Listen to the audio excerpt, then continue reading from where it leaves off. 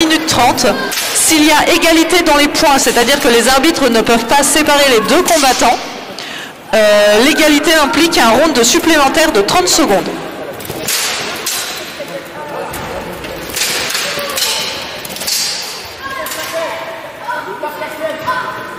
Donc suite aux filles dans la liste 2 doivent se préparer Emmanuel Legrand et Emmanuel D'Angelo, s'il vous plaît. Suivront Rodrigo González et Tanguy Lallemand. Tandis que dans la liste 1, après Antoine Bernal et Orphée Hagenstein, devront se préparer Xavier Depaire et Stéphane Riboldi.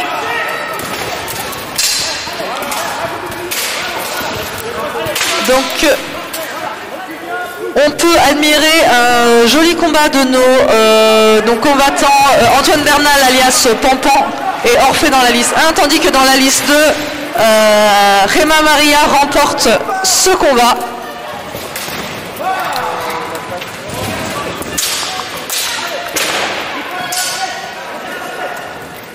Vous allez remarquer différentes techniques d'utilisation du bouclier selon les combattants. Chaque combattant a ses petites techniques à lui de combat avec le bouclier. Certains vont utiliser donc le bouclier pour pousser le bouclier ou l'arme de leur adversaire et leur ouvrir une porte d'entrée pour leur coup. Il y en a qui vont utiliser justement leur bouclier pour aveugler leur adversaire, c'est-à-dire leur mettre dans le champ de vision pour éviter de se faire toucher également.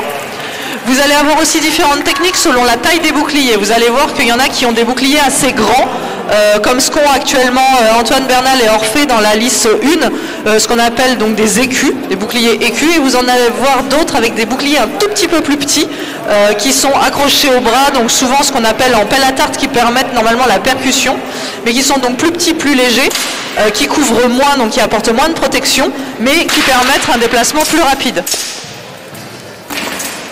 Sur ces boucliers, souvent, là c'est pas forcément le cas pour beaucoup, mais vous pouvez avoir les blasons, c'est-à-dire les signes d'identification des combattants et des clubs des combattants.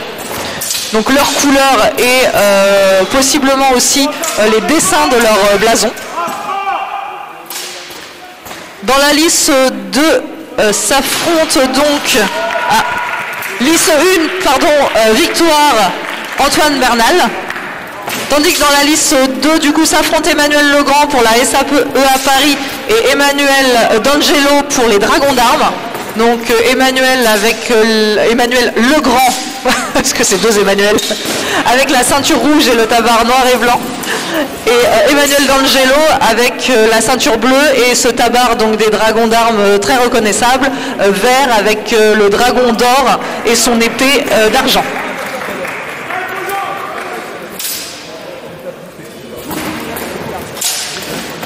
Sur la liste 1 sont attendus Xavier Depaire pour Oslaner et Stéphane Riboldi pour la Baronnerie.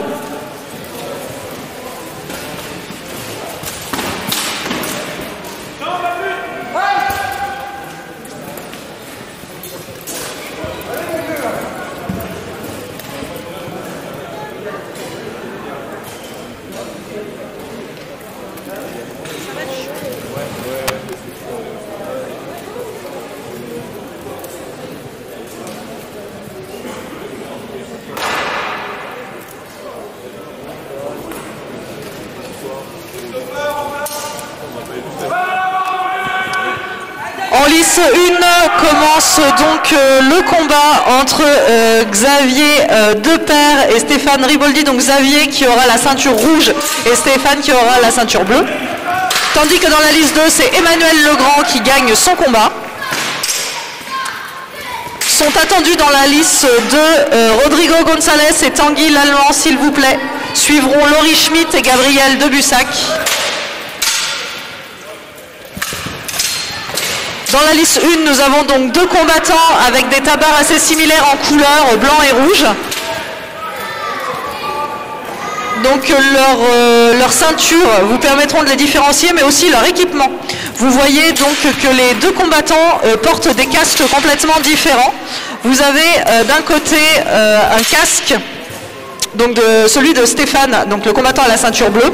C'est un casque avec ce qu'on appelle un mésaille, donc la visière devant qui est en barre, qui est ce qu'on appelle un wolf rib. Et en face, Xavier, donc avec la ceinture rouge, a ce que l'on appelle un casque clap-visor, avec un mésaille, donc une visière beaucoup plus fermée. Pourquoi clap-visor? Parce que tout simplement, c'est un mésaille qui s'ouvre avec juste un point d'attache au milieu. Et quand vous l'ouvrez, vous le fermez. Attention, attention, ça fait clap. Donc un clap-visor. Alors que dans la lice 2 s'affronte donc Tanguy l'Allemand avec la ceinture bleue pour Argroas Doux et face à lui Rodrigo González, combattant espagnol du club Sala Carranza, qui s'est déplacé avec toute son équipe pour ce tournoi et nous les en remercions.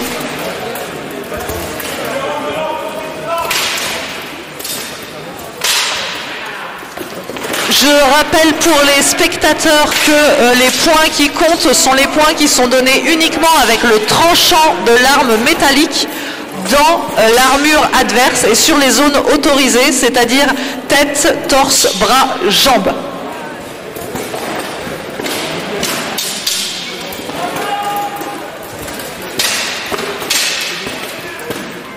Alors que nous avons un vainqueur dans la liste numéro 1, vainqueur Xavier, bravo à lui. Se prépare pour la liste 1 Philippe Breton et Thomas Wiedehem. Philippe Breton pour Béour Île-de-France et Thomas Wiedehem pour Pardous Bellator.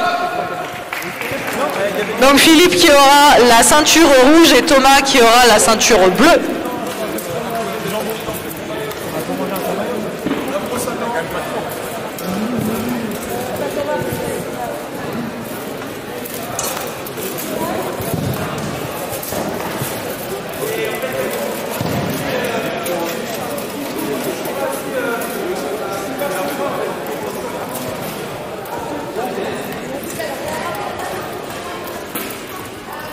Et donc sur la liste 2, le vainqueur, Rodrigo González. Congrats for your fight, the winner for this fight. Et suit ensuite un combat donc féminin opposant Laurie Schmitt et Gabrielle Debussac, toutes deux issues de la salle d'armes Paris, SAEA Paris. Laurie qui a la ceinture rouge et Gabrielle Debussac qui a la ceinture bleue. Pour Laurie, vous la reconnaîtrez également à son magnifique coltin, donc c'est la partie autour du cou, à la base du casque. Ce magnifique coltin à semis de pâquerettes, donc à semis de fleurs. Alors que je vous parlais des boucliers tout à l'heure sur la liste 1, donc le combat en cours opposant Philippe Breton et Thomas Wiedehem, vous avez là des boucliers donc qu'on appelle en pelle à tarte avec un accrochage dans la continuité du bras. Donc les boucliers, vous voyez, par rapport aux autres, sont plus petits, donc ils protègent moins de surface de corps, mais par contre ils sont beaucoup plus légers pour pouvoir bouger beaucoup plus rapidement. Sur les boucliers, vous pouvez aussi admirer, donc sur celui de Thomas, on le voit très bien, ces armoiries qui sont reprises sur son tabac. Donc vous avez sur fond bleu, donc ce qu'on appelle fond azur, un semis de fleurs de lys d'or avec une diagonale rouge, donc on dit en héraldique de gueule, pour information. Donc ces boucliers permettent aussi, voilà, de reprendre les couleurs des clubs. Fin du combat pour la liste 1, donc je rappelle 1 minute 30 pour marquer le plus de points possible.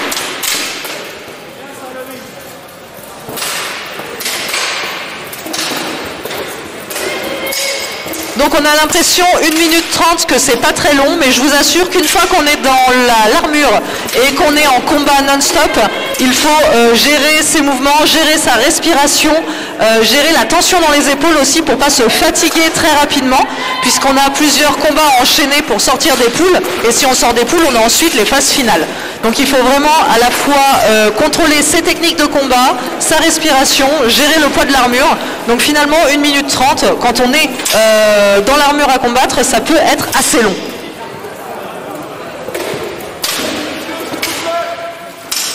Alors que l'on a un vainqueur dans la liste numéro 1 et victoire pour Thomas. Donc Thomas Wiedehem pour Pardus Bellator. Se prépare en lice 1, s'il vous plaît, Nicolas Lelièvre pour les écuyers du Marchidial et Alexandre Blondeau pour les Faucons Noirs de Touraine.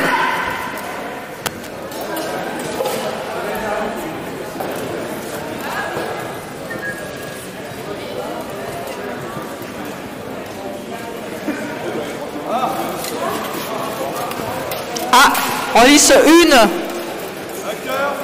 que se passe-t-il?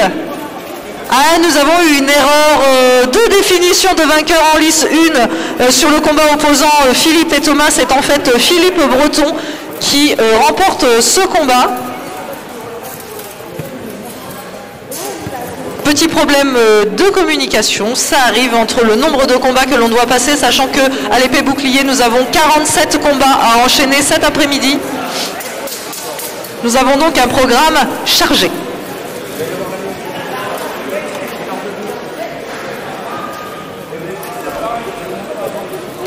Sont donc attendus en lice 1 Nicolas Lelièvre et Alexandre Blondeau, tandis qu'en lice 2, Laurie Schmitt remporte son combat. Sont attendus en lice Emmanuel D'Angelo et Fabien Doyona pour la lice 2. Emmanuel D'Angelo donc pour les Dragons d'Armes qui s'oppose à Fabien Doyona pour la garde du Roussillon. Donc Fabien reconnaissable à la ceinture bleue et à son tabard bleu, jaune et rouge. Et donc face à lui Emmanuel D'Angelo qui sera reconnaissable à son tabard vert à dragon d'or. Et à qui nous sommes en train de mettre normalement la ceinture rouge qui va permettre aux arbitres de les différencier également. Sur la lice 2, combat Alexandre Blondeau avec la ceinture rouge et le bouclier donc bleu à bordure échiquetée, donc en échiquier blanc et rouge. Tandis qu'en face de lui, nous avons Nicolas Lelièvre qui porte les couleurs rouges et les blasons des écuyers du Marchidial.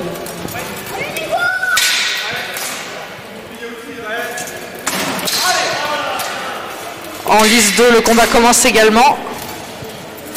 Donc Alexandre Blondeau qui, depuis hier matin, a réalisé toutes les catégories de ce championnat de la Dame d'Acier 2023.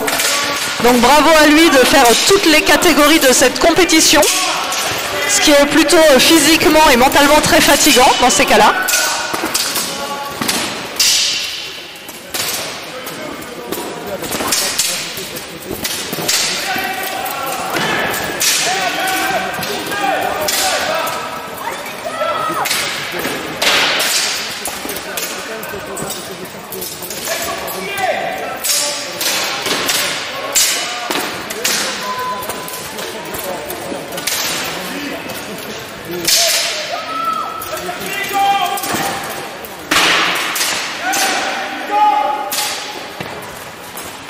Fin du combat sur la lice 1, bravo les combattants. Je rappelle 1 minute 30 pour marquer le plus de coups possible. Pour ceux qui viennent de nous rejoindre, les coups qui comptent sont les coups donnés avec le tranchant de l'épée, donc c'est-à-dire la partie la plus fine de l'épée, qui bien entendu porte le nom de tranchant mais n'est pas aiguisé pour des raisons évidentes de sécurité, puisque nous n'avons pas tellement envie d'amputer ou de blesser, voire de tuer nos combattants, hein, c'est pas le but, nous restons dans un sport. Et donc du coup les épées sont ce qu'on appelle bluntées, mais on doit quand même frapper comme si on utilisait ce tranchant, donc dans l'armure, c'est-à-dire tête, corps, bras et jambes. Tous les coups donnés dans le bouclier ne sont pas comptabilisés. Vainqueur Nicolas Lelièvre pour les écuyers du Marchidial, bravo à lui. Les combattants suivants dans la lice 1 sont Stéphane Riboldi pour la baronnerie qui sera opposé à Maximilien Hamon pour Martel. Donc Stéphane Riboldi qui sera entièrement rouge avec la ceinture rouge, ça c'est pratique. Et Maximilien Hamon avec le tabard bleu qui sera avec la ceinture bleue. Merci messieurs les arbitres de nous avoir coordonné le tout pour plus de simplicité. Tandis que dans la liste 2, c'est Emmanuel D'Angelo des Dragons d'Armes qui remporte son combat.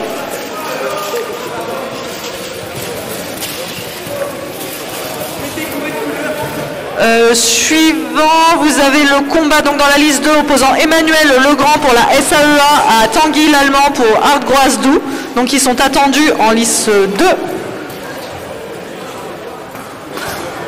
Suivront ensuite sur cette liste 2 Gabriel de Bussac et Gemma Maria Paral-Sola. Tandis qu'en liste 1 commence le combat entre Stéphane en rouge et Maximilien en bleu. Combat extrêmement dynamique, ils sont motivés, ils veulent en démordre bien sûr. N'hésitez pas à encourager dans le public ou dans le chat votre combattant préféré. Les noms sont inscrits en haut de l'écran pour ceux qui sont sur le live. Vous avez en simultané les deux listes pour suivre les combats qui se déroulent simultanément justement dans notre liste 1 et notre liste 2. Et pour avoir un visuel aussi sur notre magnifique team d'arbitres. Donc les arbitres que vous voyez soit en jaune ou capuchon jaune ou capuchon orange et violet. Donc les arbitres compteurs autour de la liste qui sont chargés de compter les points reçus, donnés par les combattants. Et notre arbitre central qui lui est chargé de séparer les combattants quand il y a un souci ou de lancer et d'arrêter le combat.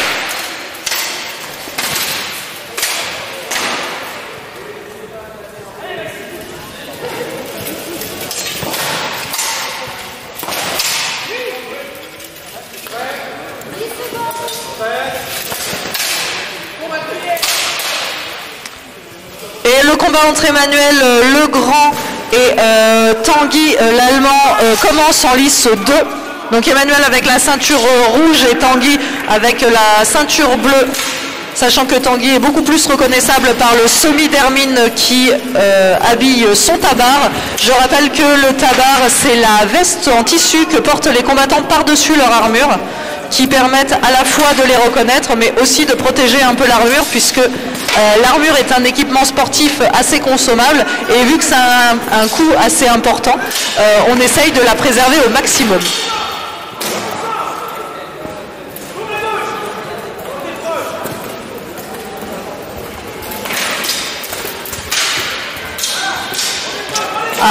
En liste 1, il y a vérification technique du matériel, puisque en effet, vu que nous sommes sur un sport de combat, le but étant d'éviter toute blessure, la sécurité est primordiale. Toutes les armes et protections sont checkées, donc les armes et les boucliers sont checkés par notre équipe d'arbitres juste avant les combats, donc généralement le matin. Et quand ils rentrent en lice, les arbitres recheckent les équipements qui couvrent les combattants, c'est-à-dire qu'ils regardent s'ils ont bien le casque attaché à la tête avec la sangle qui passe sous le cou, que l'on appelle une jugulaire, et s'ils ont bien une protection au niveau de la nuque, parce que même si cette partie normalement est interdite à la frappe, en cas de frappe accidentelle, il faut que cette partie soit protégée. Et pareil, si une arme casse, si une protection se détache, l'arbitre central arrêtera le combat et donnera 1 minute à l'équipe du combattant pour faire les réparations ou les échanges. Alors que nous avons un vainqueur en lice 1, Maximilien, donc pour Martel, bravo à lui. Se prépare pour la lice 1, Xavier Deper contre Thomas Videhem, s'il vous plaît. Donc Xavier pour Oslaner et Thomas pour Pardous Bellator. Tandis qu'Emmanuel Legrand remporte son combat contre Tanguy. Sont attendus en lice 1 Laurie, Laurie Schmitt, je crois. Attendez, bougez pas, je cherche. Non, Gabriel de Bussac et Gemma Maria, s'il vous plaît. Donc Gabriel pour la SAEA Paris et Gemma Maria pour la Sala Carenza qui nous vient directement d'Espagne.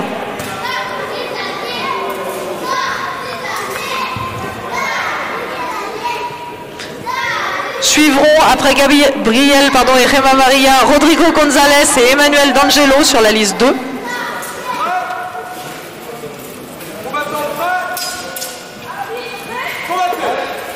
Tandis que Xavier et Thomas s'affrontent en lice 1. Donc Xavier en rouge et Thomas avec la ceinture et le tabard bleu et rouge.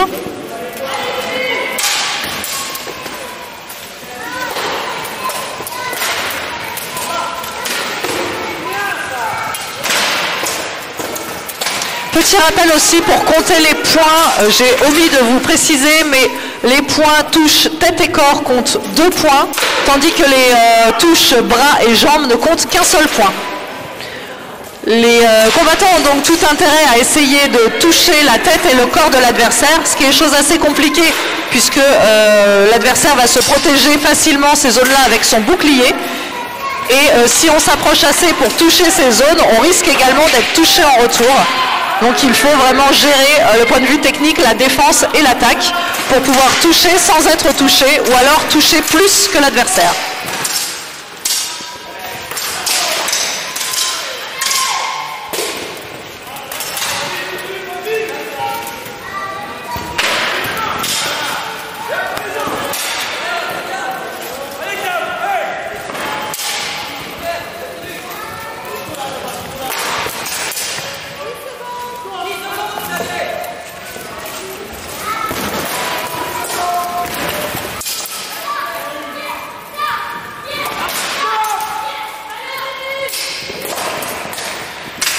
Et fin du temps en lice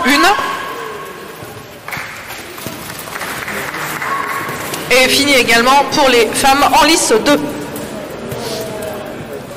Pendant que les arbitres débriefent pour faire le point sur les points, bien sûr, donc ils vont faire donc le point, puisqu'ils, je vous le disais, ils sont plusieurs à compter, généralement ils sont 2 à compter les points sur un combattant pour pouvoir croiser leurs informations et donner les bonnes informations à l'arbitre central. Sur la liste 1, nous avons donc Xavier qui remporte son combat. Prochain combattant attendu en lice 1, Antoine Bernal et Alexandre Blondeau. Se préparent Stéphane Riboldi et Philippe Breton. Tandis que sur le combat féminin de la liste 2,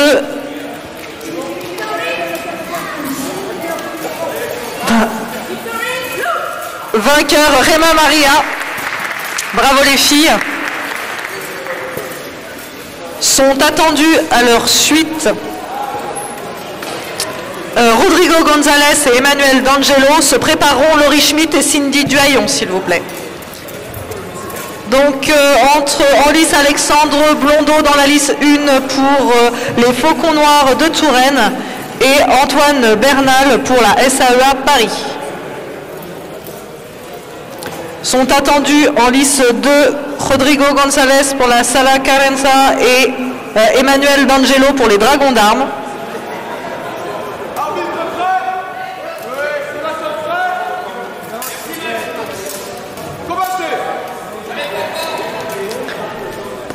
Alors que les combats reprennent en lice 1.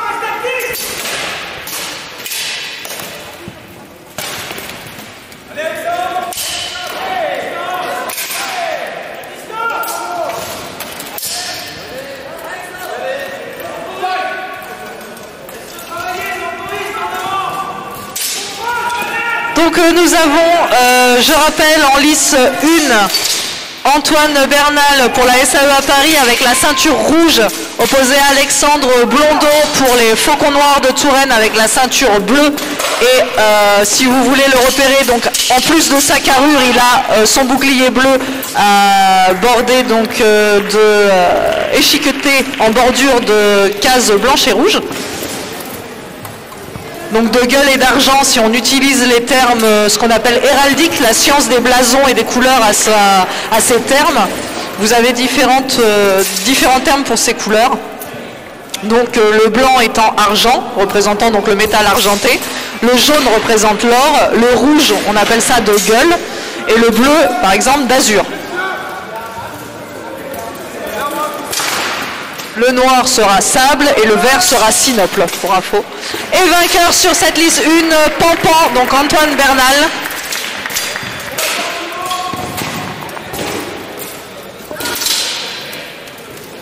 Combat suivant sur la liste 1, Stéphane Riboldi pour la baronnerie contre Philippe Breton pour Béour Île-de-France. Se préparent Orphée Hagenstein et Nicolas Lelièvre.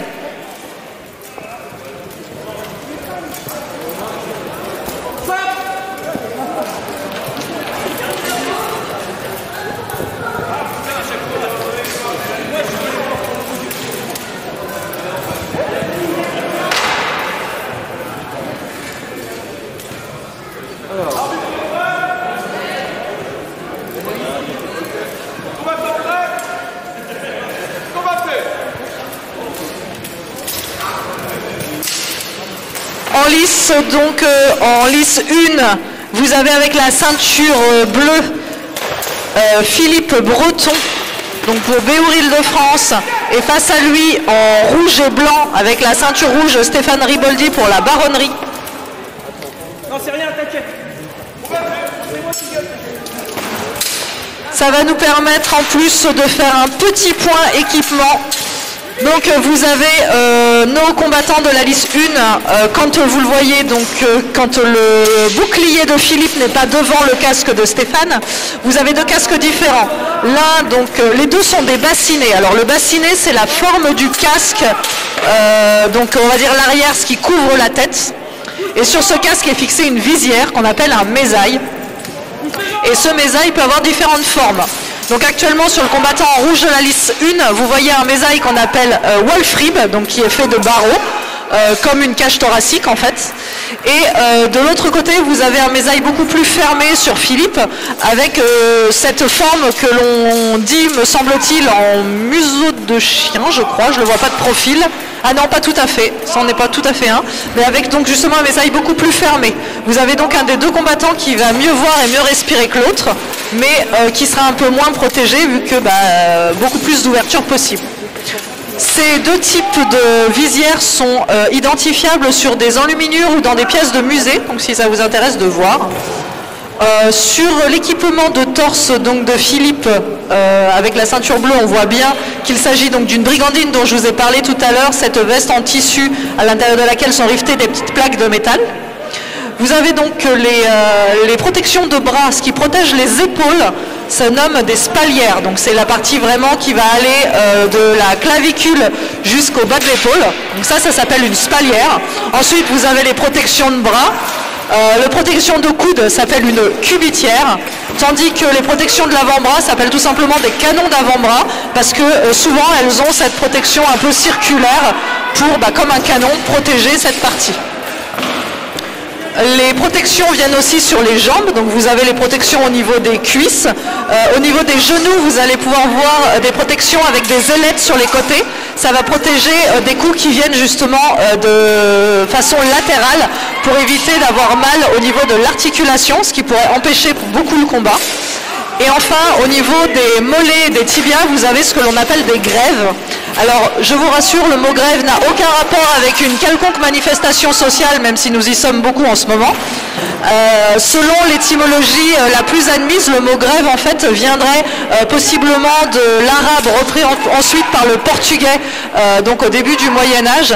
Le mot donc du mot greba, qui veut dire, en fait, qui désigne soit le tibia, soit cette arête au niveau du tibia, et qui a donné ce nom à la protection de tibia actuelle, grève. Alors qu'en lice 1, le vainqueur est Stéphane Riboldi pour la baronnerie. En lice 2 s'affrontent donc les femmes, donc vient de finir le combat opposant Cindy Duhaillon pour la confrérie des loups et Laurie Schmitt pour la SAE à Paris.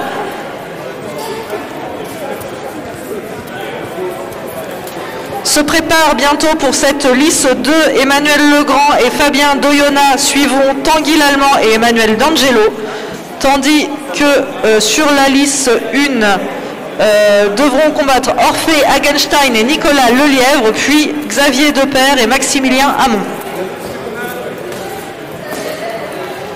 Orphée Hagenstein et Nicolas Lelièvre sont attendus en lice. Ils sont déjà en lice 1, c'est magnifique.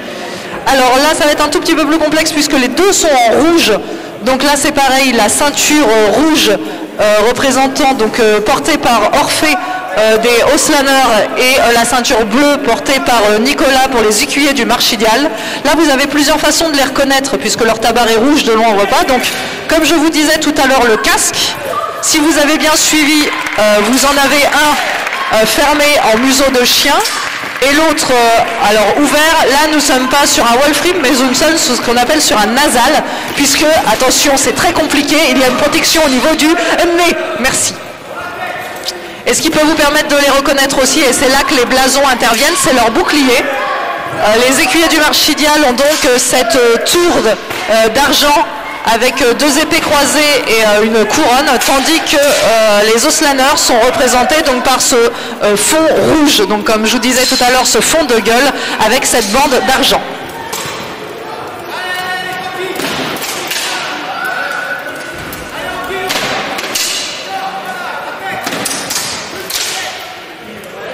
Et le combat commence en lice 2 entre Fabien Doyona de la garde du Roussillon avec la ceinture bleue et en face Emmanuel Legrand avec la ceinture rouge et le tabard noir et blanc de la SAE à Paris.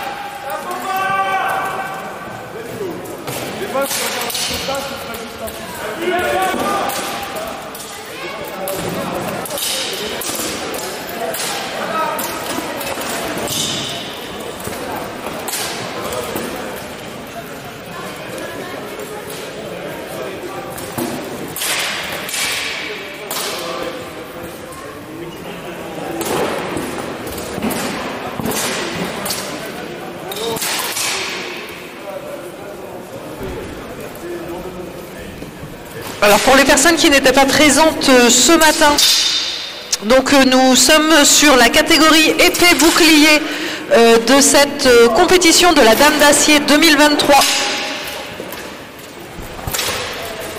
Donc l'activité sportive, pour ceux qui ne connaissent pas, on va reprendre dès le début. L'activité sportive que vous voyez actuellement s'appelle du béour.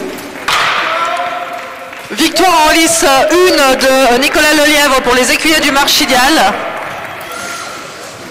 Donc je reprends, donc ça s'appelle du béour. Il y a différentes catégories de béour. Là vous assistez à ce qu'on appelle du béour en duel, c'est-à-dire du 1 contre 1. Donc un type de, sport de combat, on va dire standard en 1 contre 1. Mais il existe aussi du béour, ce qu'on appelle du béour en groupe, qui est le plus connu généralement par les amateurs du milieu, où vous avez des équipes de combattants qui s'affrontent en 5 contre 5, 10 contre 10, 15 contre 15, donc sur des listes un peu plus grandes que celles que vous voyez actuellement dans notre gymnase. Liste 2, victoire d'Emmanuel Legrand. Et donc du coup les règles sont complètement différentes. Ici les règles sont dans un temps donné, donc en l'occurrence pour l'épée bouclier 1 minute 30, les combattants doivent marquer le plus grand nombre de points en touchant l'adversaire avec leur arme. Sur des combats en équipe, donc du béour en équipe, le principe est différent puisque le but est de mettre au sol l'équipe adverse en premier. Donc les techniques utilisées dans les deux cas sont complètement différentes, mais pour des combattants, nous aujourd'hui nous avons des combattants de groupe, habitués au groupe qui font du duel. Les deux techniques sont à la fois différentes et complémentaires, principalement pour le pro fight que l'on a vu hier soir par exemple, puisque dans le pro fight on a le droit de mettre au sol, et les personnes qui sont habituées à mettre au sol en combat de groupe ont un léger avantage par rapport à des personnes qui ne font que du duel et qui sont un petit peu moins à l'aise avec l'entrée en lutte par exemple. Sachant qu'aujourd'hui vous êtes sur un duel épée-bouclier, à savoir qu'il est interdit de mettre au sol et normalement donc d'agripper son adversaire. il faut utiliser uniquement son arme, donc son épée, pour frapper l'adversaire et son bouclier pour parer les coups, donc arrêter les coups, ou alors gêner l'adversaire en bloquant son bouclier, en bloquant sa visibilité grâce à ça.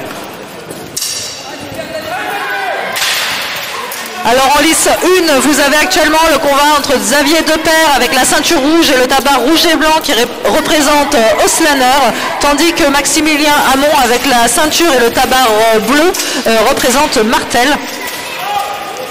Donc vous voyez donc ces armoiries dans le dos de son tabard. Donc un marteau d'armes d'argent encadré de 2 fleurs de lys d'or et surmonté d'une couronne d'or.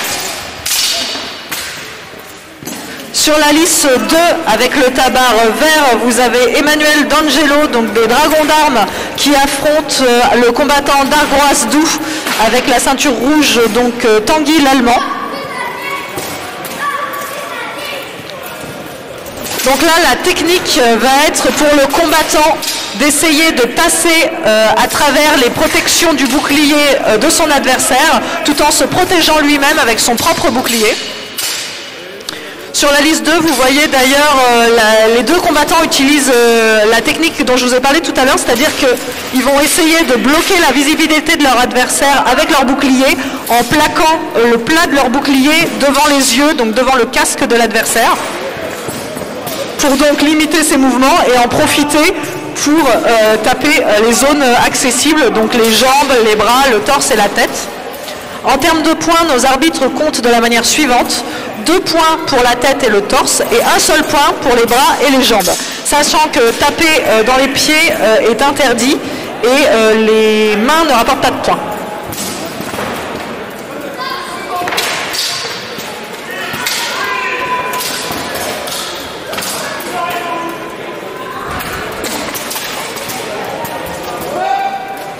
Alors en effet, pour le pro fight féminin Virginie, on est normalement sur le même temps pour les hommes et pour les femmes. Après, les temps de combat et le nombre de rounds va dépendre de l'organisateur aussi. Là, nous avons fait 3 rounds de 2 minutes. Il y aurait eu des femmes qui auraient voulu faire du pro fight, ça aurait été exactement la même chose.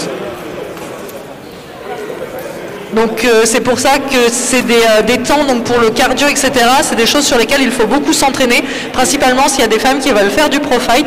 Donc c'est intéressant de s'entraîner sur ces temps-là, apprendre à respirer, à s'économiser, à porter l'armure sur des temps aussi longs avec les pauses aussi courtes. En lice 1, vainqueur Xavier.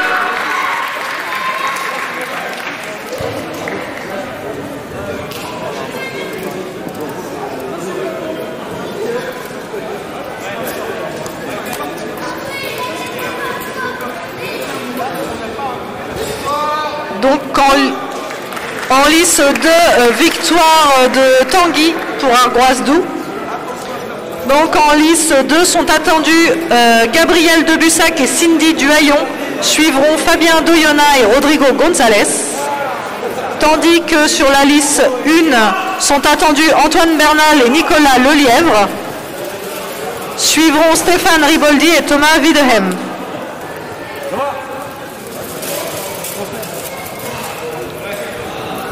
Sur la liste 2, donc, sont en train de se préparer Gabriel Debussac avec la ceinture rouge pour la SAEA Paris. Et face à elle, Cindy Duhaillon avec la ceinture bleue et le tabard bleu et blanc pour la confrérie des loups. Loup que vous retrouverez sur son bouclier, donc le loup de sable sur fond d'argent, et que vous retrouvez également sur son tabard. Je rappelle pour ceux qui viendraient de nous rejoindre que le tabard, c'est la veste de tissu qui vient recouvrir l'armure et qui souvent porte les couleurs du club auquel appartient le combattant.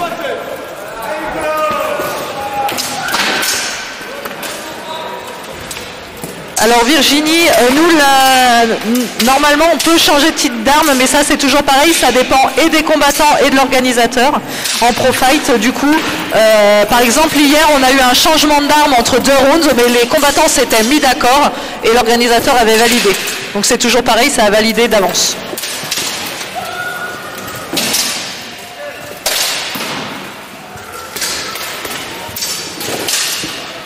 Alors qu'en lice 1, donc Antoine Bernal avec la ceinture rouge pour SAEA Paris affronte son adversaire Nicolas Lelièvre pour les écuyers du Marchidial avec la ceinture bleue et le tabard rouge. Reconnaissable aussi à son bouclier, à la tour d'argent aux 2 épées croisées surmontées de la couronne.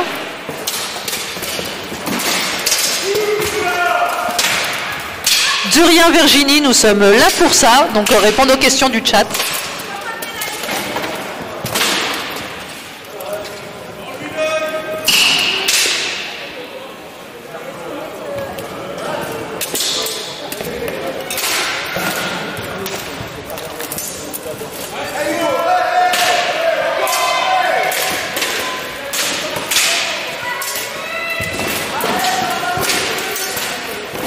Je rappelle les temps de combat, 1 minute 30 de combat.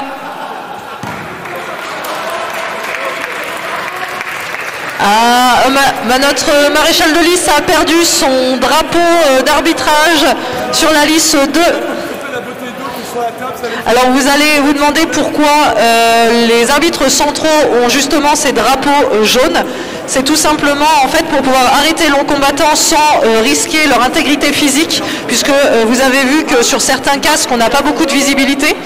Donc un coup malencontreux peut être pris, donc ils utilisent leur drapeau pour bloquer la visibilité des combattants, donc ils voient un film jaune devant les yeux, ça les arrête, au cas où ils n'entendraient pas le halt qui est censé donc arrêter le combat. Quand le halt est prononcé, tous les coups qui ont été mis après ne sont pas comptés, sachant qu'il faut ne pas mettre des coups volontairement après ce halt.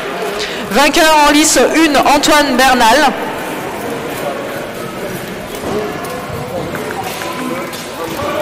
Sont attendus en lice Stéphane Riboldi et Thomas Videhem. Donc Stéphane Riboldi avec la ceinture rouge et le tabac rouge pour la baronnerie. Et Thomas donc Videhem pour Pardus Bellator. Tandis que sur la liste 2, victoire Gabriel de Bussac, me semble-t-il, pour la SAEA Paris. Sont attendus à leur suite Fabien Doyona pour la garde du Roussillon et Rodrigo González pour la Sala Carranza, donc qui nous vient d'Espagne. Fabien qui sera avec la ceinture rouge et Rodrigo qui sera avec la ceinture bleue.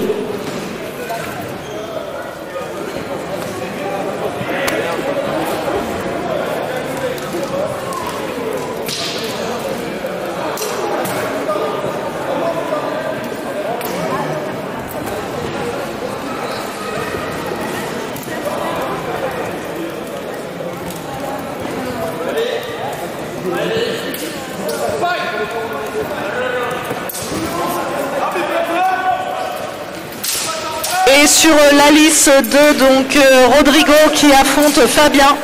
Donc Rodrigo avec la ceinture bleue et le bouclier reconnaissable donc avec ce fond noir, donc ce qu'on appelle un fond de sable.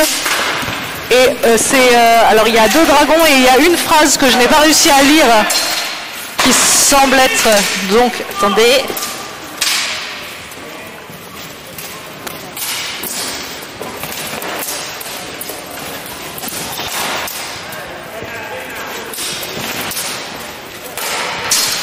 Donc oui, ça y est, j'ai réussi à lire pour vous. Je suis allé prendre les informations pour lire ce qui était marqué sur le bouclier de Rodrigo en lice 2. C'est res non verba. En gros, je crois que ça peut se traduire l'action plus que les mots, si on veut dire. Je crois que c'est ça, je ne suis pas sûre s'il y en a qui sont plus doués que moi en latin.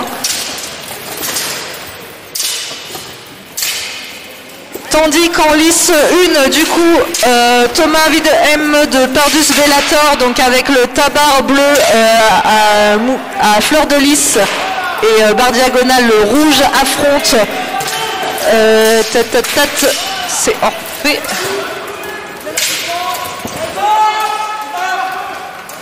Bien, affronte Orphée Hagenstein donc de Ostlaner en rouge et blanc. Ah non, au moins que ce soit Stéphane Riboldi, non? Ah oui, non, pardon. C'est Stéphane Riboldi actuellement de la baronnerie en lice 1. Ils ont des tabards aussi des mêmes couleurs.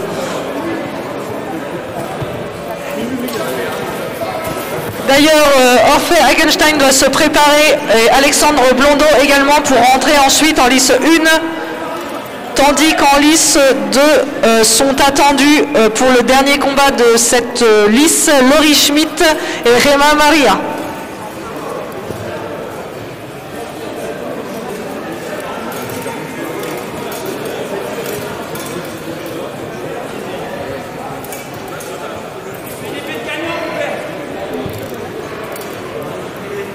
Sur nos deux listes, les arbitres sont en train de délibérer pour nommer le vainqueur ou savoir si il est besoin d'un round de 30 secondes supplémentaires. En effet, si les points ne permettent pas de départager les combattants, le corps arbitral peut décider de les faire combattre 30 secondes supplémentaires pour permettre de se faire départager.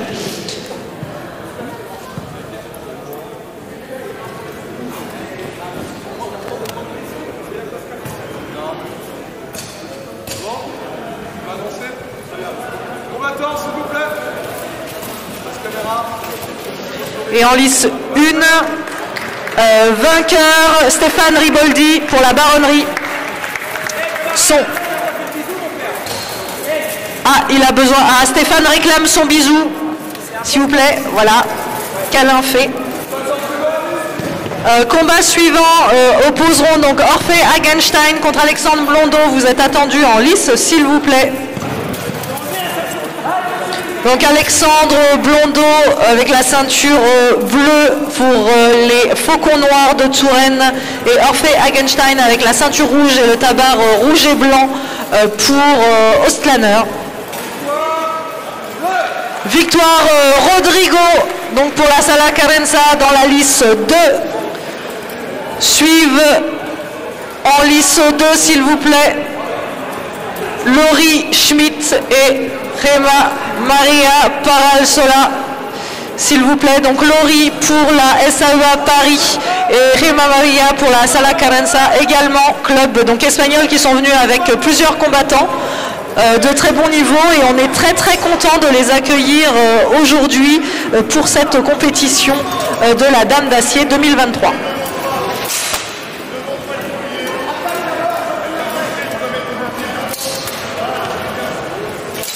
Alors qu'en lice 1 combattent donc Orphée et Alexandre. Alexandre qui a perdu son pronostic ce matin puisqu'il avait pronostiqué qu'il casserait en tout 5 armes d'ast. Il y en a eu 2 seulement qui ont été cassées.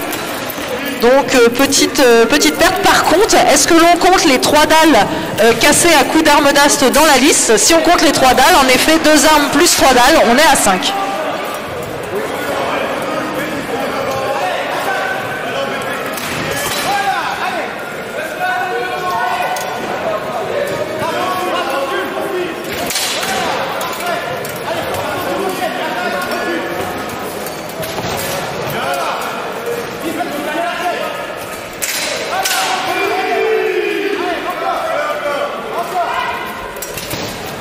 Alors que s'engage en lice 2 le dernier combat de poule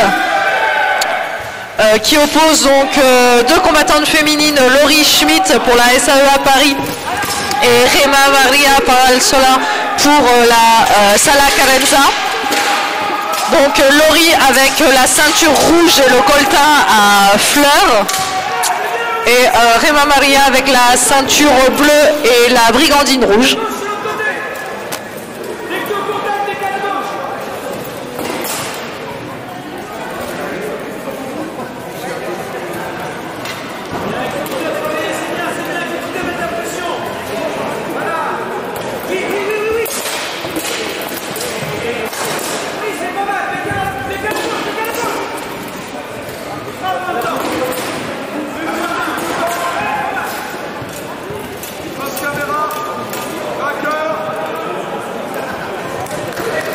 Tandis qu'en lice 1, le vainqueur est donc Orphée.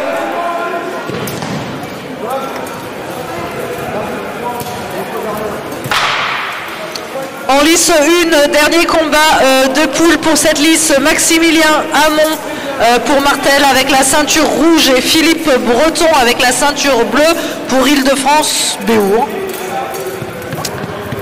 Ce sera le dernier combat, donc nous sommes là sur les 2 derniers combats des poules avant de passer au quart de finale, puis demi et finale.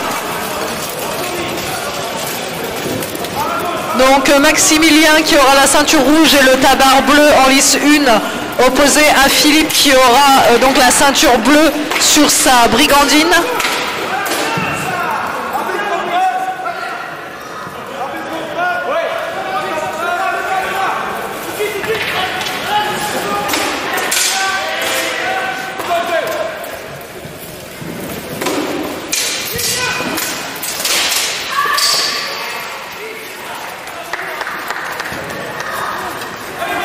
Et fin de combat en lice 2.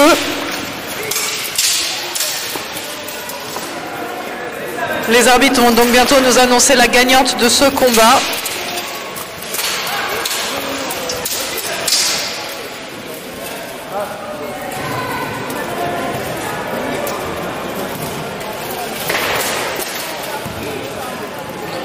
Je rappelle pour ceux qui viendraient de nous rejoindre que les coups qui sont comptabilisés par les arbitres sont ceux donnés seulement avec le tranchant de l'arme, donc la partie qui normalement serait tranchante sur l'épée,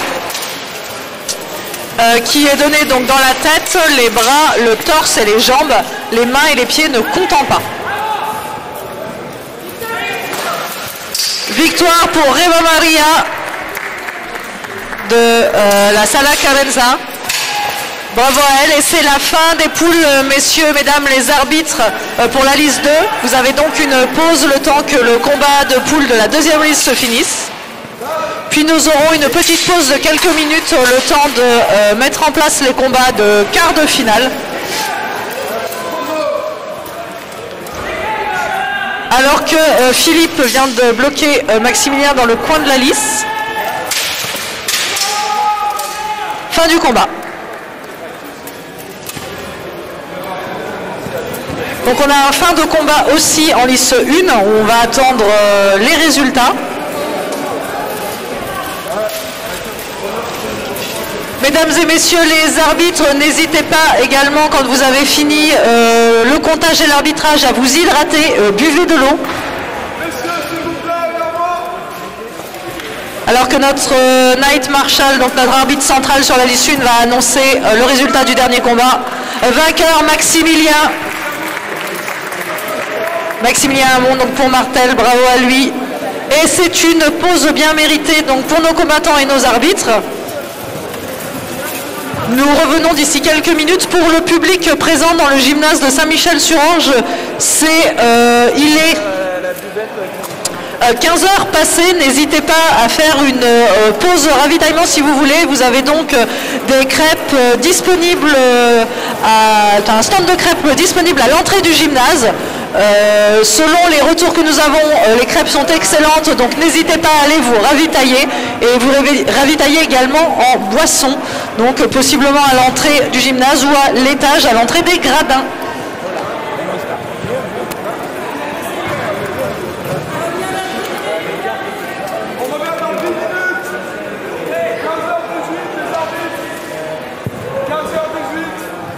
Alors, les combattants, si vous désirez prendre des photos de vous-même en armure transpirant, etc., vous avez un photographe qui est à disposition en haut des gradins. Donc, quand on est face aux deux lisses, c'est en haut des gradins à gauche. À gauche, c'est-à-dire la main qui a le pouce à droite. Débrouillez-vous avec. Pour le public, donc nous revenons d'ici quelques minutes, juste le temps pour nos responsables compteurs de faire le point sur les poules et les résultats des poules.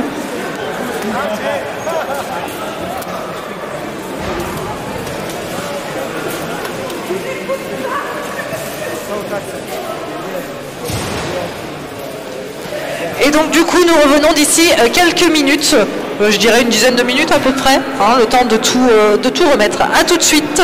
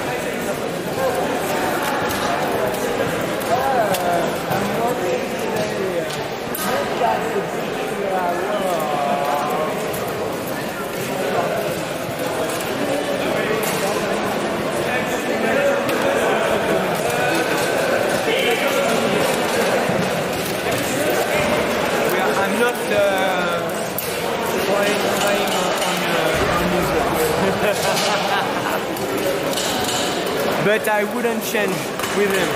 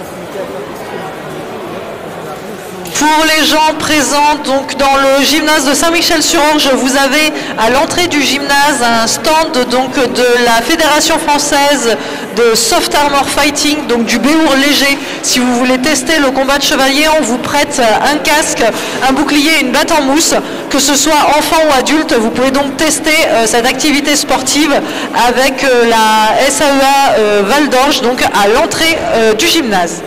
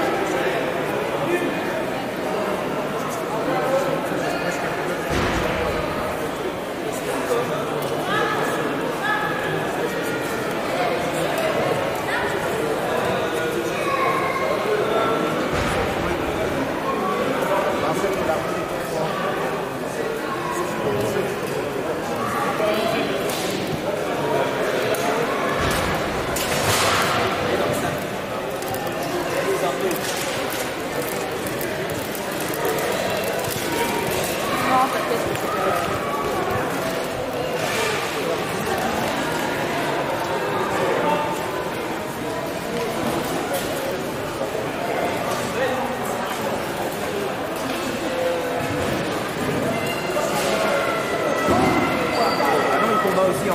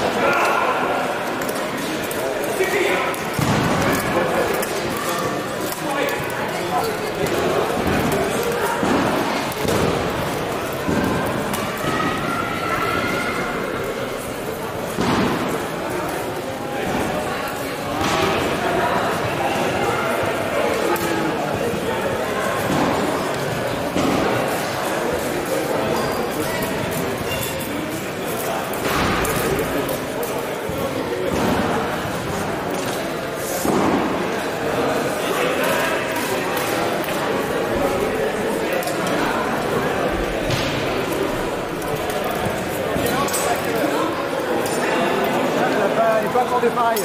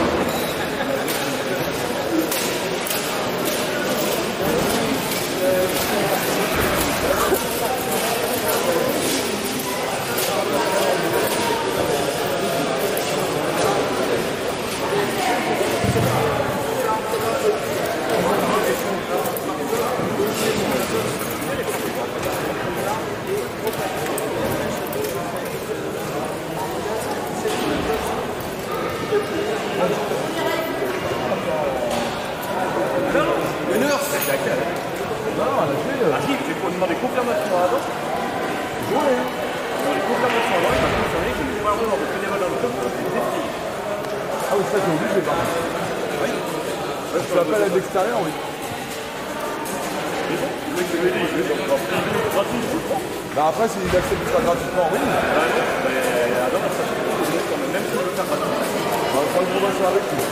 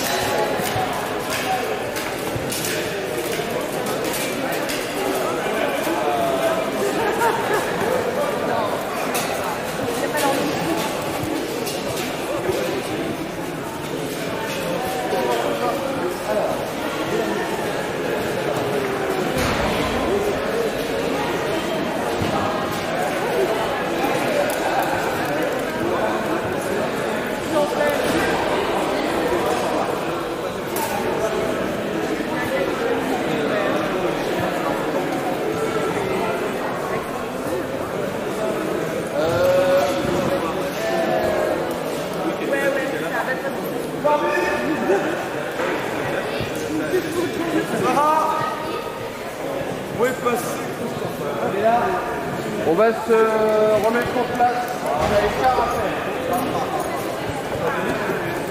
Là, l'entrée, ça ne fait pas comme ça.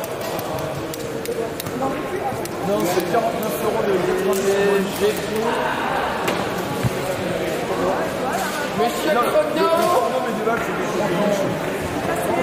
Monsieur Chrono. Il est là.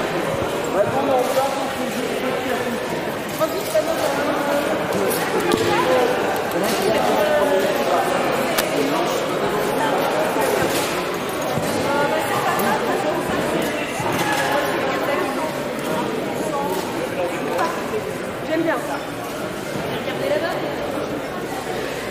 Et donc nous allons pouvoir reprendre les combats donc, des quarts de finale de cet après-midi, donc épée bouclier. Ce sera exclusivement donc, la partie masculine puisque la partie féminine était en une seule poule de 4 combattantes. Le classement se fait donc au nombre de combats remportés et au nombre de points.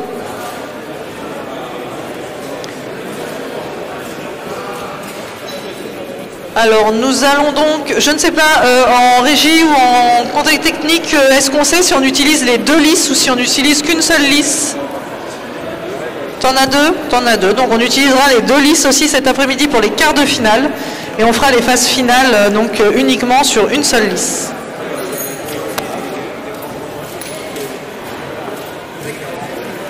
Alors pour ces quarts de finale, donc les combats sont les suivants. Emmanuel Legrand contre Stéphane Riboldi, Xavier Depaire contre Tanguy Lallemand, Antoine Bernal contre Rodrigo González et Maximilien Hamon contre Nicolas Lelièvre.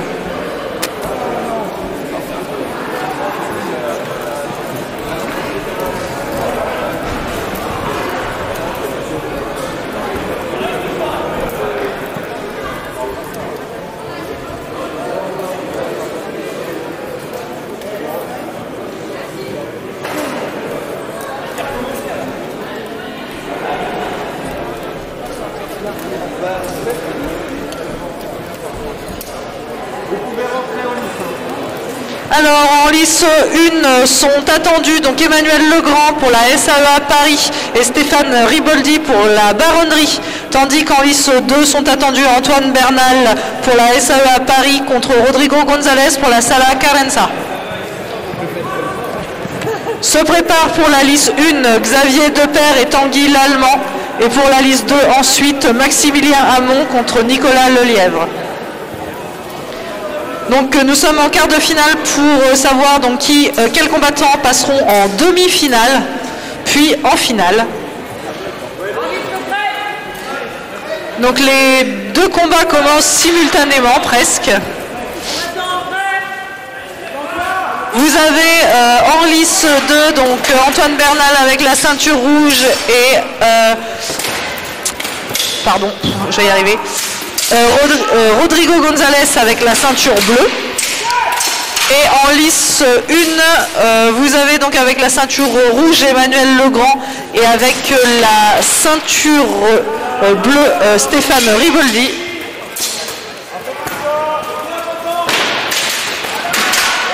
Pour ceux qui nous rejoignent uniquement pour ces quarts de finale, le combat durera 1 minute 30 et pendant cette minute 30, les combattants devront marquer le plus de points possible. Comment marque-t-on des points? Eh bien, c'est en donnant des coups avec la partie qui s'appelle le tranchant de l'épée, donc la partie la plus fine de l'épée, qui n'est bien sûr pas tranchante pour des raisons de sécurité. Et les coups doivent être donnés soit dans la tête, les bras, les jambes ou le torse, sachant que la tête et le torse rapportent 2 points aux combattants et que les jambes et les bras rapportent un seul point. Les mains, si elles sont touchées, ne rapportent pas de points et il est interdit de taper dans les pieds. De même, si l'arme est arrêtée par l'épée adverse ou par le bouclier adverse, le point ne compte pas. Et en lice 2, nous avons eu une perte d'armes. Donc perte d'armes et chute, ce sont des pénalités de points pour les combattants.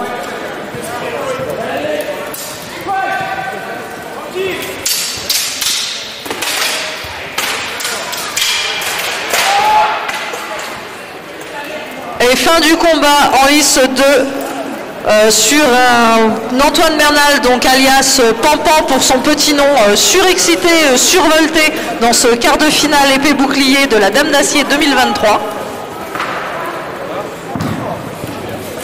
Tandis qu'en lice 2, donc, nous avons l'annonce du vainqueur, Emmanuel Legrand.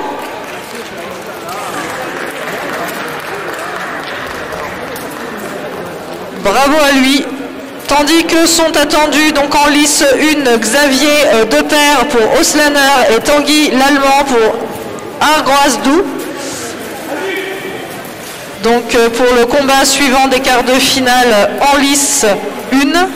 Tandis qu'en lice 2, le gagnant est Antoine Bernal, alias Pampan pour la SAEA Paris.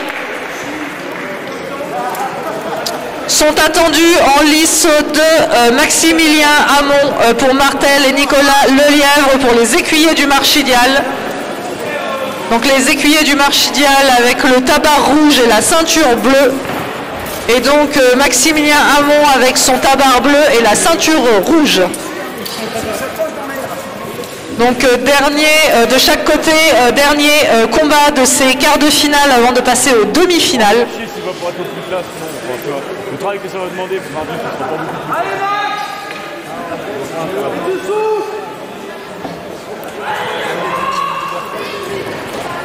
Max! Pour répondre aux questions, dans le chat, l'événement devrait se finir aux alentours de 16 h.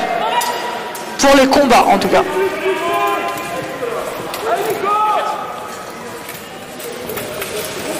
Les deux combats, pareil, commencent simultanément, donc...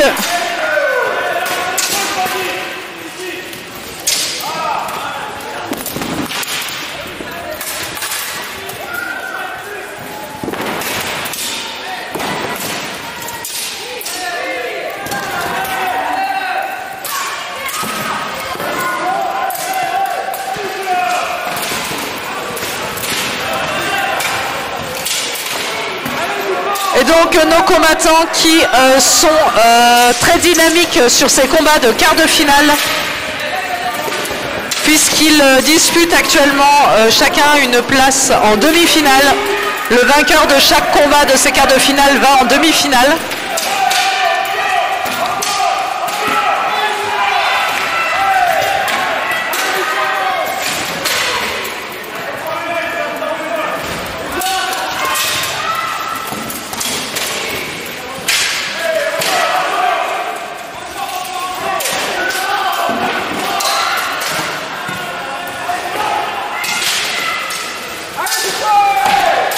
Le but des combattants est donc d'essayer de toucher l'adversaire en passant par-delà sa protection de bouclier. Ils peuvent également utiliser leur bouclier pour gêner l'adversaire dans sa visibilité, pour lui bloquer le bras ou l'arme.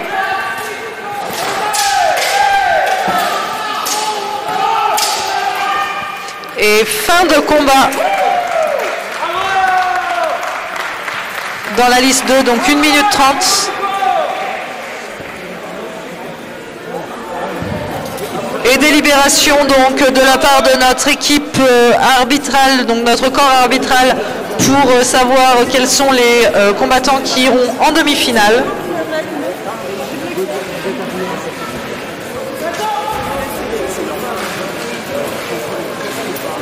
En lice 1, vainqueur Xavier Depaire, donc pour Oslaner.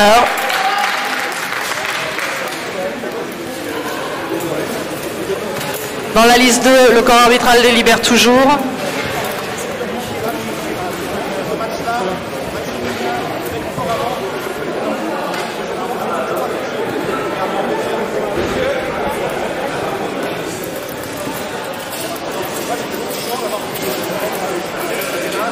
Vainqueur en liste 2 du combat, Maximilien Hamon, donc pour Martel, bravo à lui. Donc il passe en demi-finale. Il est rejoint donc Xavier, Emmanuel Legrand et Antoine Bernal. Les demi-finales qui donc définiront les vainqueurs qui iront en finale s'affronter pour la médaille d'or de cette catégorie épée bouclier de la Dame d'Acier 2023.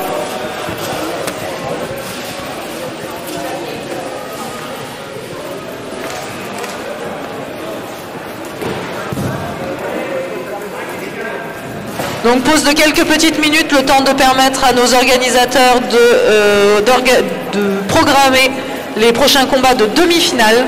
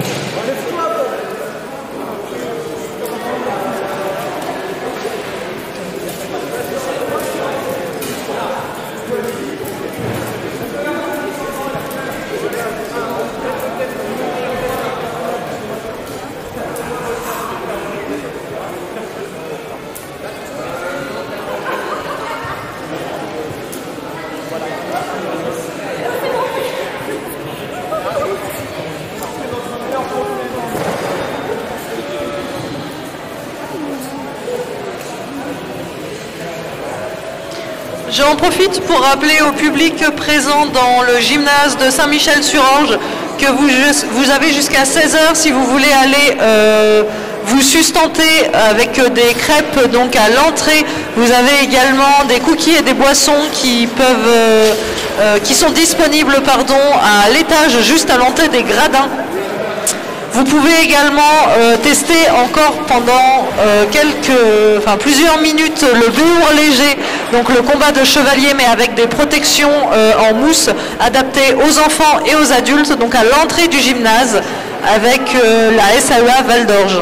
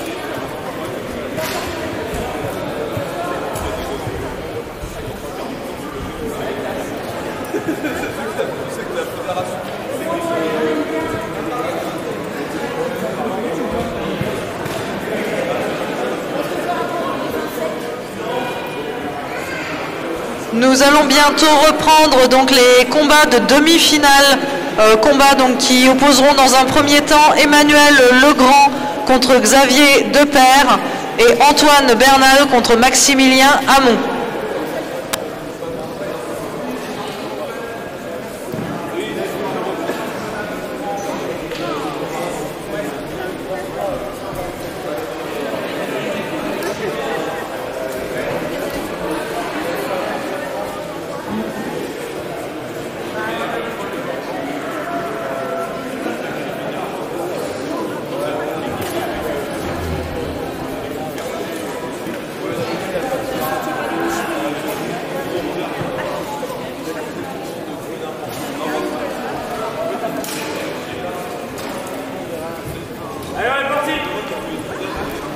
Et ben voilà, on est parti.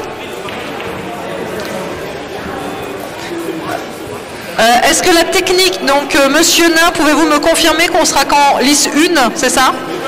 Exactement, donc tous les combats se passeront en lice 1. Le premier combat donc attendu en lice 1 opposera Emmanuel Legrand, donc alias Almut, de la SAEA Paris, à Xavier Depère pour Oslaner.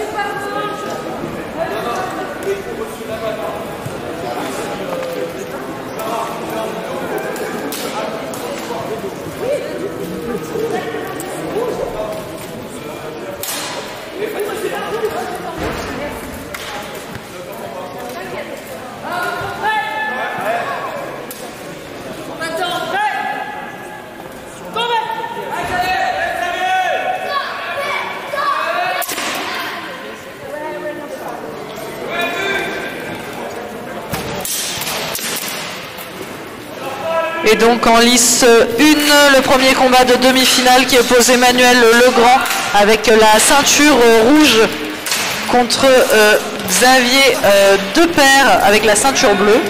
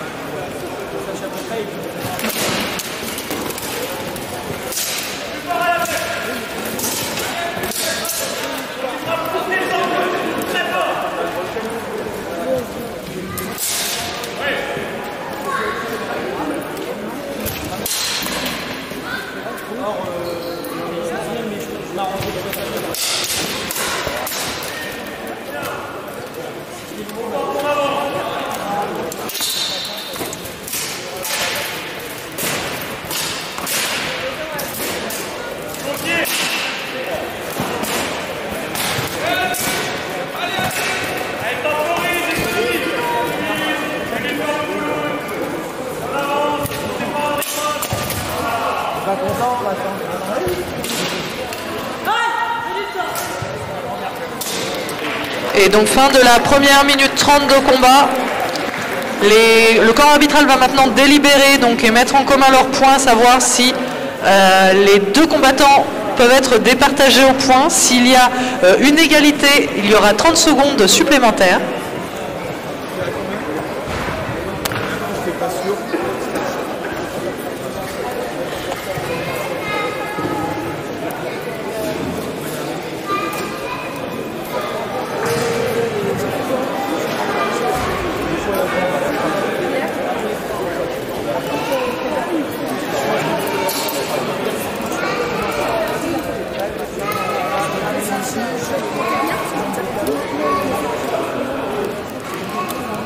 Je rappelle pour ceux qui viendraient de nous rejoindre sur ces demi-finales que le vainqueur des combats, donc de la minute 30 de combat, est celui qui aura mis le plus de touches sur son adversaire. Les touches doivent être mises uniquement avec le tranchant de l'arme sur la personne, c'est-à-dire la tête, les bras, le torse et les jambes. La tête rapportant 2 points ainsi que le torse, bras et jambes 1 point. Vainqueur Emmanuel Legrand, premier combattant à aller en finale pour combattre donc pour la médaille d'or épée bouclier de la Dame d'Acier 2023. Sont attendus en lice 1 Maximilien Hamon et Antoine Bernal.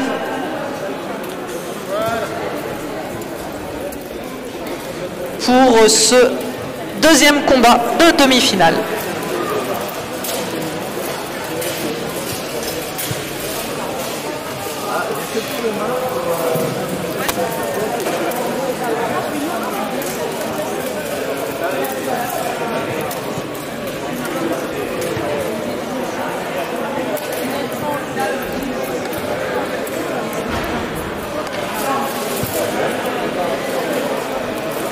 Donc Antoine Bernal qui représentera la SAEA Paris, tandis que Maximilien Hamon représentera donc Martel.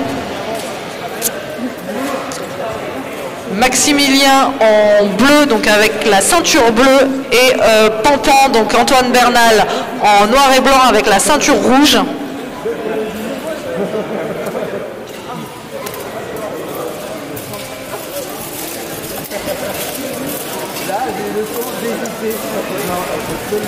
Pour ceux du public qui se poseraient la question, donc les armures qu'ils portent sont d'inspiration médiévale mais ne sont pas d'époque bien sûr. Ce sont des équipements sportifs qui ont été fabriqués de façon moderne, donc en acier trempé ou en titane, mais qui sont inspirés de pièces que l'on retrouve dans les musées ou dans les enluminures. Principalement donc des armures du 15e siècle, hein, on va pas se mentir. C'est celles qui protègent le plus pour le sport que nous faisons nous, donc où le combattant encaisse les coups d'armes, que ce soit les armes d'épée à une main comme ce que vous avez ici, les armes d'ast aussi qui sont un peu plus violentes comme vous avez pu voir ce matin, ou l'épée à 2 mains que l'on a vu hier après-midi.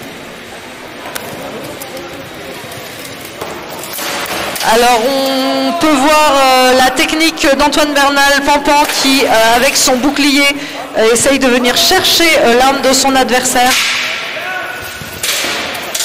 pour parer du coup ses coups, l'empêcher de frapper tout en lui permettant de taper dans les zones autorisées, c'est-à-dire la tête, le torse, les bras et les jambes. Tous les coups aux pieds sont interdits bien entendu, il y a aussi les coups au niveau de la nuque, du cou, de l'intérieur des articulations de l'entrejambe. Les coups au niveau de la main sont autorisés mais ne rapportent pas de points. Et bien entendu sont interdits les coups de poing, les coups de tête, les coups de pied, les coups de genoux, les prises pour amener au sol, les coups d'estoc également, c'est-à-dire les coups donnés avec la pointe de l'arme pour des raisons de sécurité. Parce que même si c'est un sport de combat qui peut paraître violent de l'extérieur, il y a les règles de sécurité pour éviter un maximum les blessures.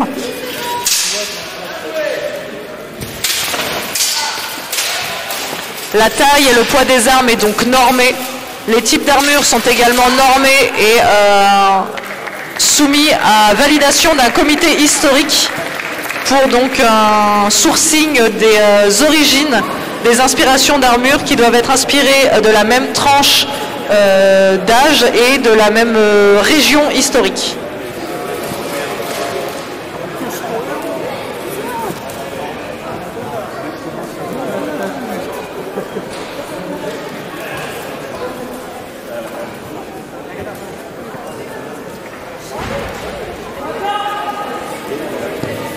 Et donc nous allons savoir qui va rejoindre Emmanuel Legrand pour cette finale et combattre pour la médaille d'or épée bouclier.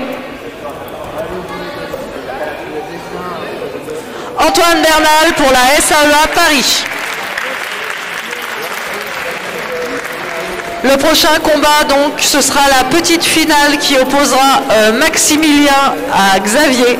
Et ensuite, la finale qui opposera donc Emmanuel à Antoine. Petite pause de quelques minutes pour permettre à nos combattants de souffler, récupérer avant d'enchaîner donc sur les phases finales de cette compétition. Donc comme à chaque fois, donc entre en lice Xavier Depaire, donc en rouge et blanc avec la ceinture rouge. Et donc son opposant Maximilien Hamon qui sera en bleu avec la ceinture bleue. Ils vont combattre pour la 3e place de cette catégorie épée bouclier de la Dame d'Acier 2023. N'hésitez pas à les encourager dans le public et dans le chat.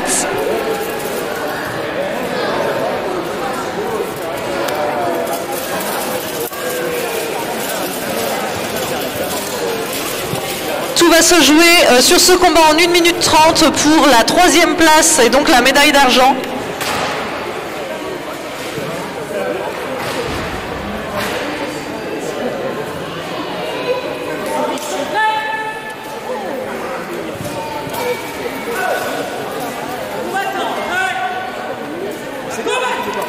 Et c'est parti pour la minute 30 de combat où les combattants vont devoir trouver les ouvertures pour pouvoir frapper et accumuler les points. Je rappelle que quand un bras ou une jambe est touché, c'est 1 point, la tête et le torse, c'est 2 points.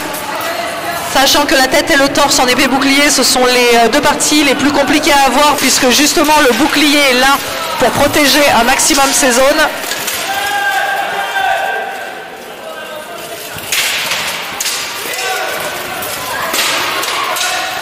Je rappelle pour nos spectateurs qui nous regardent que tous les coups arrêtés par le bouclier ou arrêtés par l'arme adverse ne comptent pas.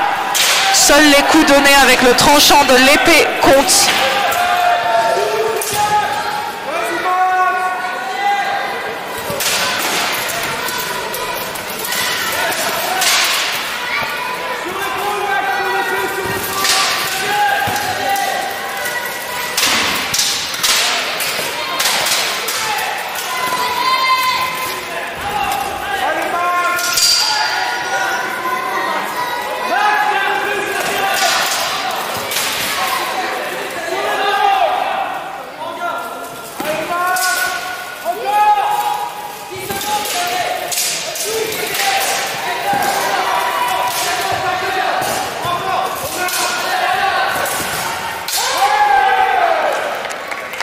Fin du combat.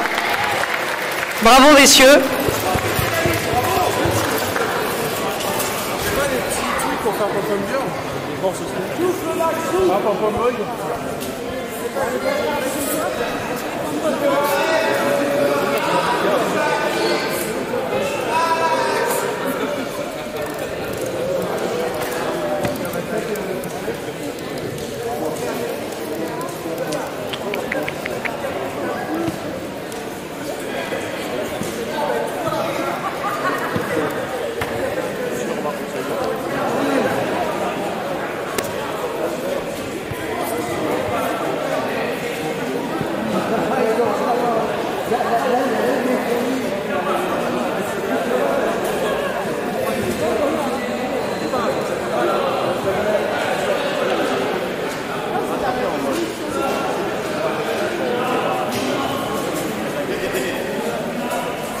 Je rappelle que là, le corps arbitral est en train de délibérer si les points sont trop serrés ou si les combattants sont à égalité.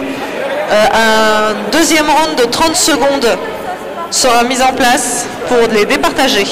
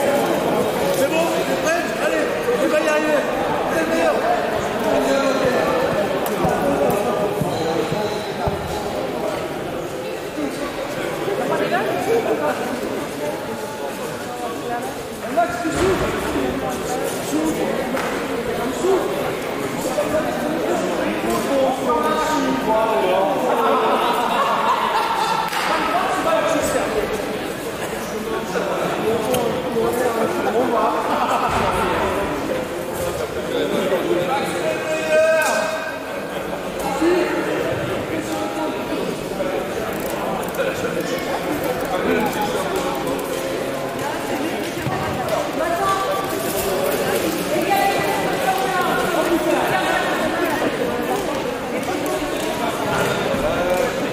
chrono c'est 30 secondes là.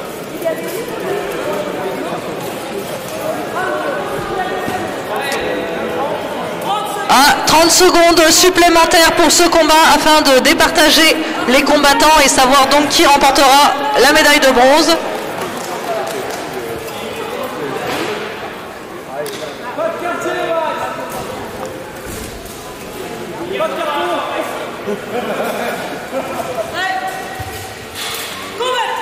Et 30 secondes supplémentaires, 30 secondes, ça va passer vite pour mettre les points qui vont permettre de départager les combattants.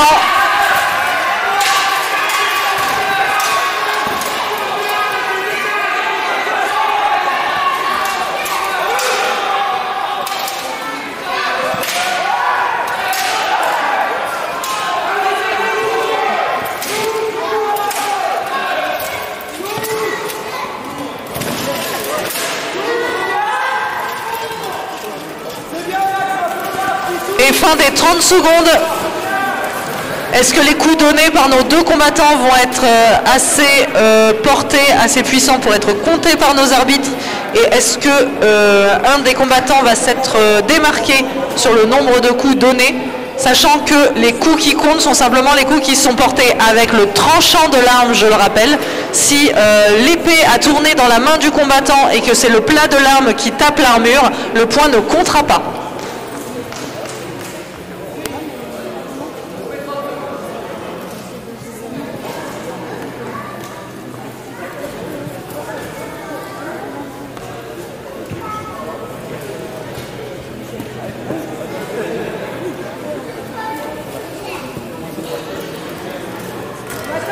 Et cette fois c'est bon, la Knight Marshall, donc l'arbitre central de lice, a posé son drapeau, ce qui fait que nous avons un vainqueur. Vainqueur Maximilien qui remporte la médaille de bronze pour cette catégorie épée bouclier de la Dame d'Acier 2023.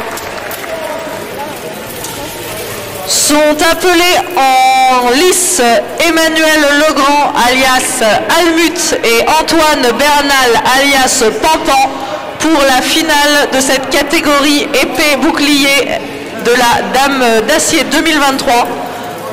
Deux combattants de la SAEA Paris.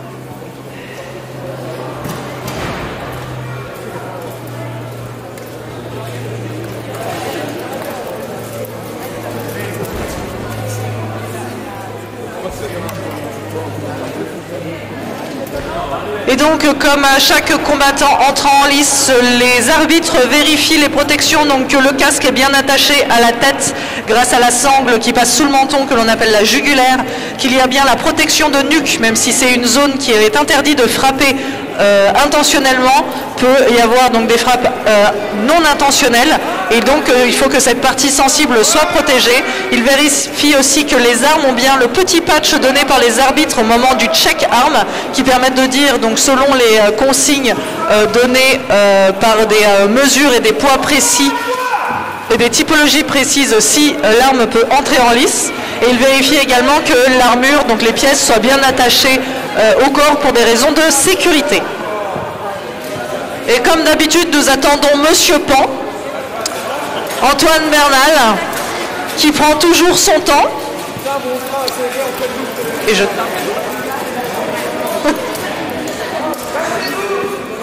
Alors voilà le petit câlin de début de combat. Alors ce qu'il faut savoir pour ceux qui suivent les compétitions de Béour en duel depuis quelques années maintenant, Pampan et Almut donc, sont des adversaires qui à chaque fois se combattent pour la médaille d'or, donc souvent. Et généralement, l'un à tour de rôle, il gagne la médaille d'or, donc ils se l'échangent. Vous voyez, ils s'entendent quand même super bien, ils se font des câlins. Et donc sur cette minute 30, nous allons voir lequel des deux combattants remportera la médaille d'or. Je rappelle, celui qui en 1 minute 30 mettra le plus de coups qui comptent bien sûr, 2 points pour la tête et le torse, 1 point pour les jambes et les bras. Ah, arrêt. Nous avons une casse matérielle, la sangle du mésaille, donc de la visière d'Almut, a cassé. Le combattant a donc 1 minute avec son équipe pour faire les réparations.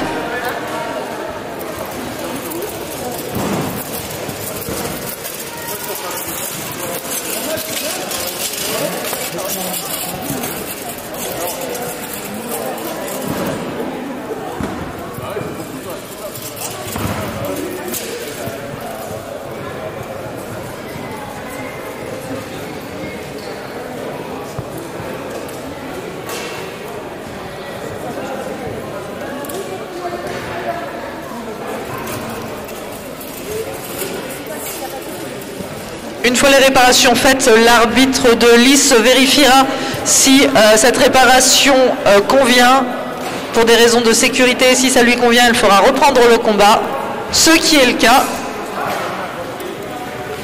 Vérification faite. Le combat peut donc reprendre et c'est parti. Je rappelle que nos deux combattants s'affrontent pour la première place de cette catégorie épée bouclier de cette compétition 2023 de la Dame d'Acier.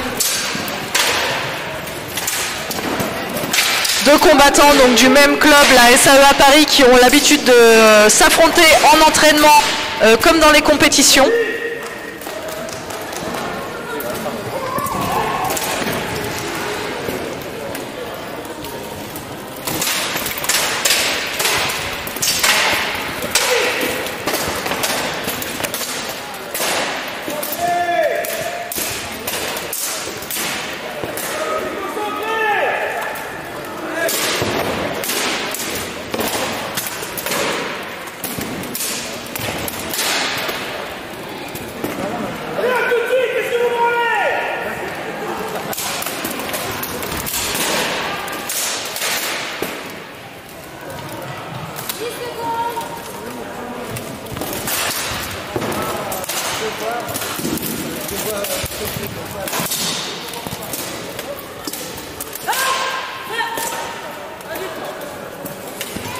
Fin de la minute 30. Bravo à nos deux finalistes. Le corps arbitral va maintenant délibérer pour savoir si les points permettent de désigner directement un vainqueur après ce premier round ou si 30 secondes supplémentaires seront nécessaires pour désigner le vainqueur de cette médaille d'or.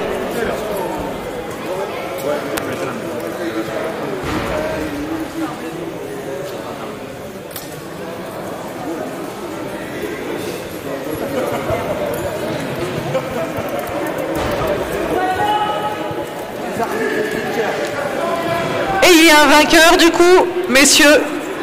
Vous pouvez aller rejoindre la maréchale de lice au milieu pour que l'on puisse annoncer le vainqueur de la médaille d'or de l'épée bouclier de la Dame d'Acier 2023.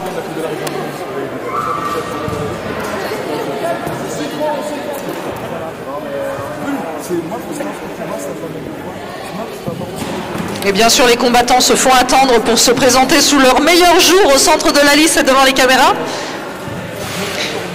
Parce que ça a beau être des combattants bourrins, c'est aussi des princesses, hein, on va pas se mentir.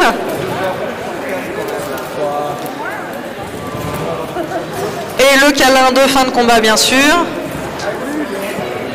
Et le vainqueur de cette catégorie est Antoine Bernal.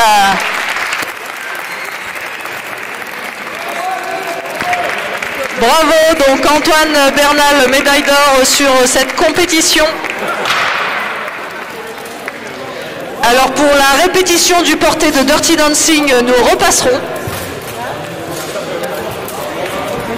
Ne partez pas trop loin, chers combattants, nous allons faire dans la liste 1 la remise des prix pour la catégorie épée bouclier de la Dame d'Acier 2023. Donc d'ici quelques instants.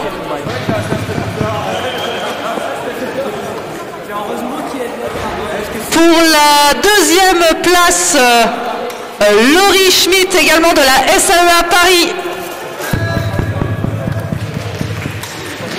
On a perdu Laurie.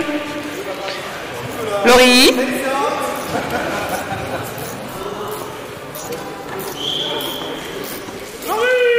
Laurie, on t'attend pour la remise des prix. Elle est en train de manger.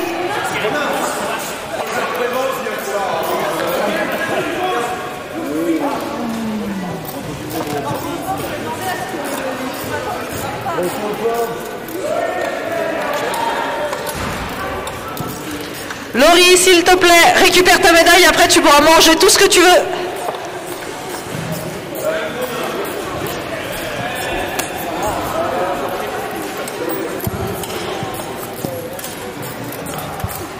Et enfin, pour la première place, Gema Maria Paralsola pour la Sala Carenza, donc la salle espagnole. Congrats, Gema Maria, for your fights. And thank you for coming in France for these competitions. It was really a pleasure to have you in France.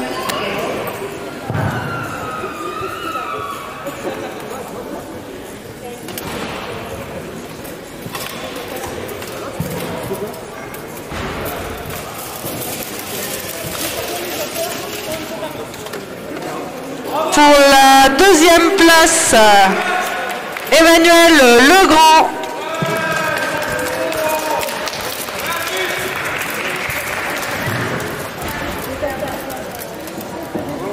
Et enfin, pour la première place, donc Antoine Bernal pour la SAEA Paris.